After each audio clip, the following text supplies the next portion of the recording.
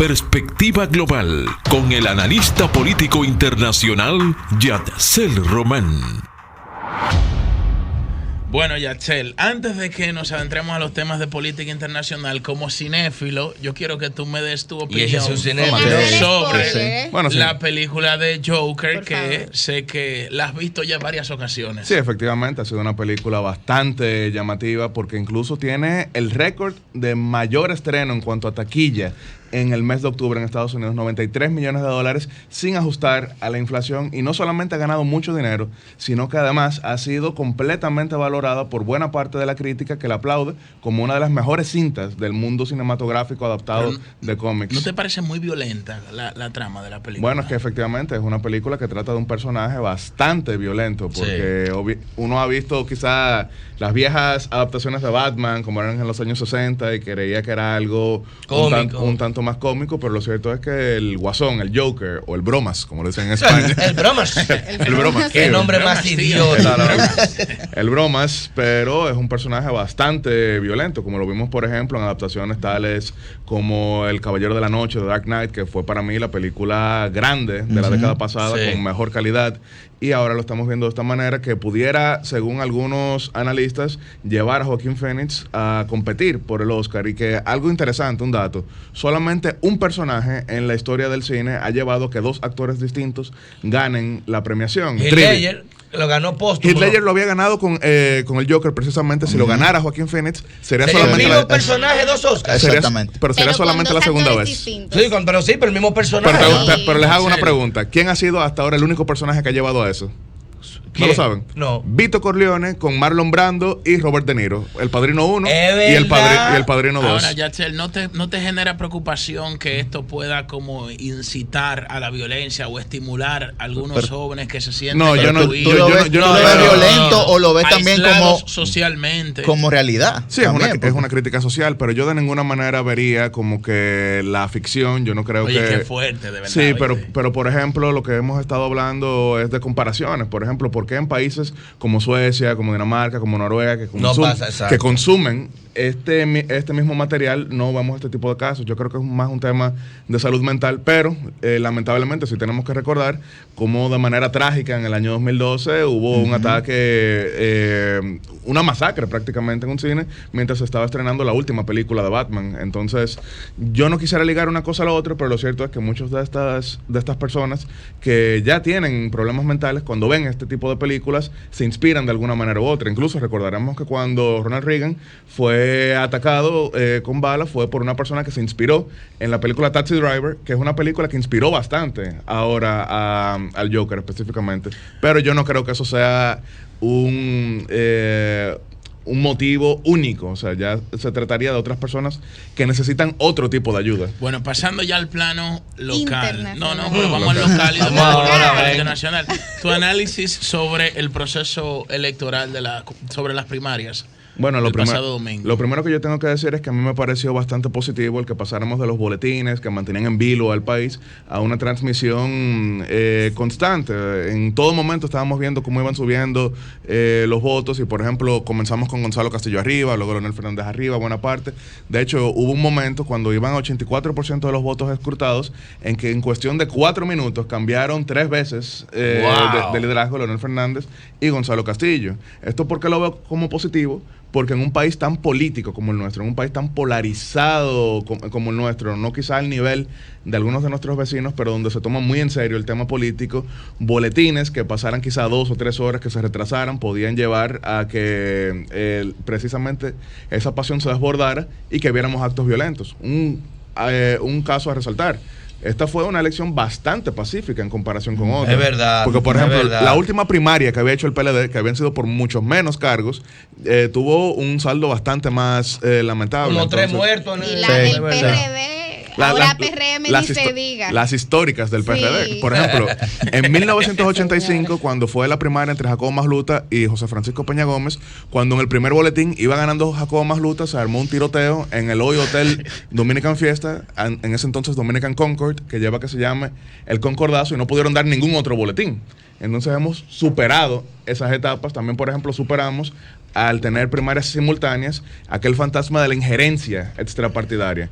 ¿Cuál fue la principal acusación que hizo Miguel Vargas a Hipólito Mejía en el año 2011? PLD votó que el PLD había votado. Por Hipólito. ¿Qué había sido la principal acusación de Jacinto Peinado a Eduardo Estrella en el 2003? Que el PRD-PPH había votado por Eduardo Estrella. Hoy hemos escuchado muchas acusaciones, pero no hemos escuchado que hubo de manera coordinada una injerencia extrapartidaria en aquella primaria. Incluso se ha dicho que la injerencia fue hacia quien hasta ahora no ha sido declarado ganador. Entonces, yo creo que eso fue un avance.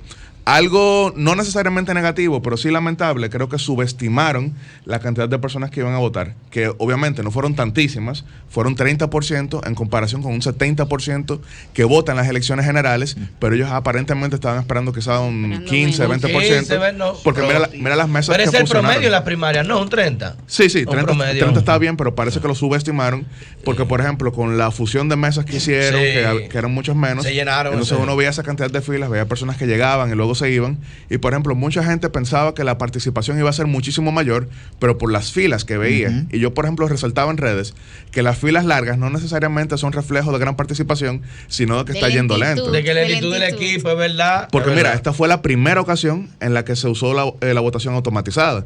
Entonces y obviamente... eso tarda como 30 segundos. Sí, no 30 segundos quizás para una persona ducha con las tecnologías.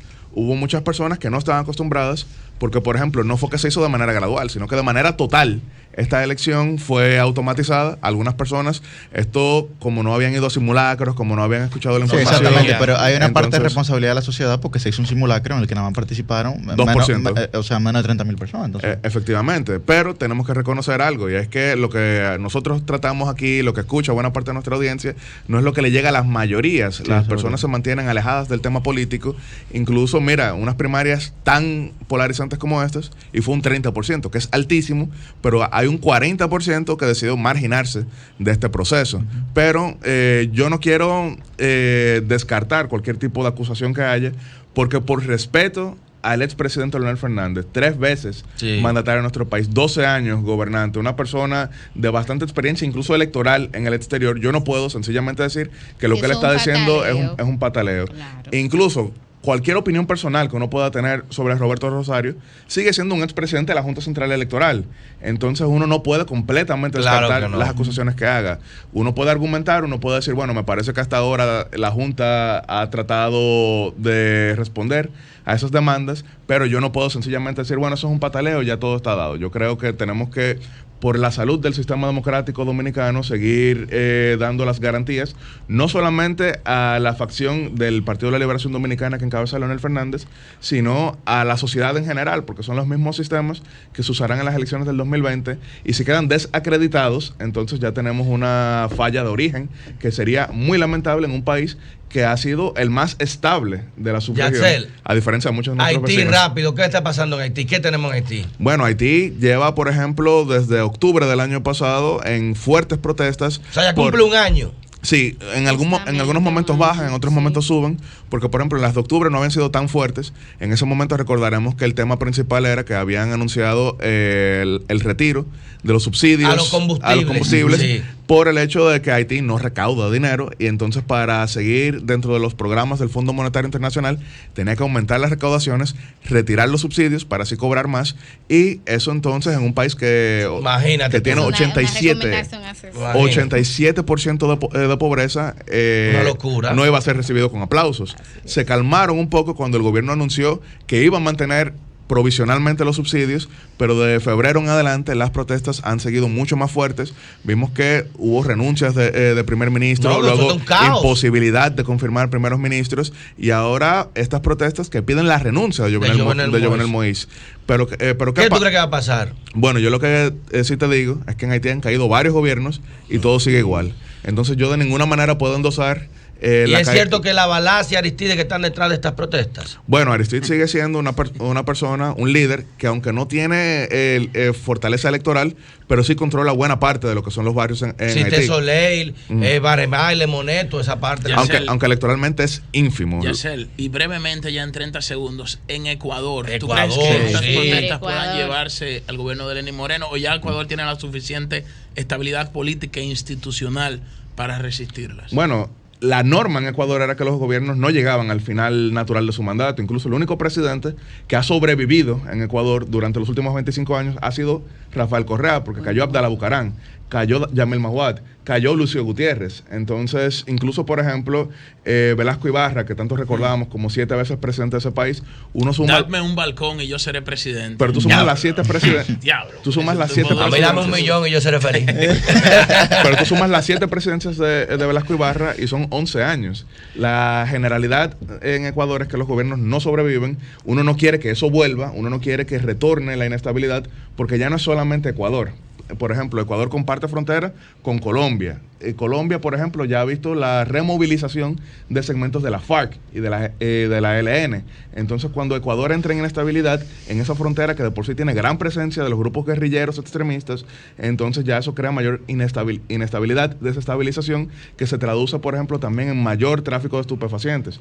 Rafael Correa pide elecciones anticipadas y yo entiendo por qué lo pide, por el hecho de que Lenín Moreno llegó apoyado en una base electoral que lideraba Rafael Correa y luego rompen, porque la norma, esto lo digo incluso para algunos que están hablando aquí de títeres, entre muchos otros. El títere saca dientes. Mira, yo no apostaría. Y te muerde la mano. Yo no apostaría de ninguna manera que un delfín termina siendo completamente complaciente con su antecesor. De hecho, a mí me dije. El primer año va a las reuniones con el jefe. Ayer no estaba. Y después el primer año. Pedro y a mí, que cuando ganó Antonio Guzmán, decían que él iba a ser un títere de Peña Gómez, que el jefe de gobierno iba a ser Peña Gómez. Y le prohibió la entrada. Y le prohibió la entrada al Palacio Nacional. Es la tendencia. Cambio fuera. El sol de los sábados, el sol de los sábados.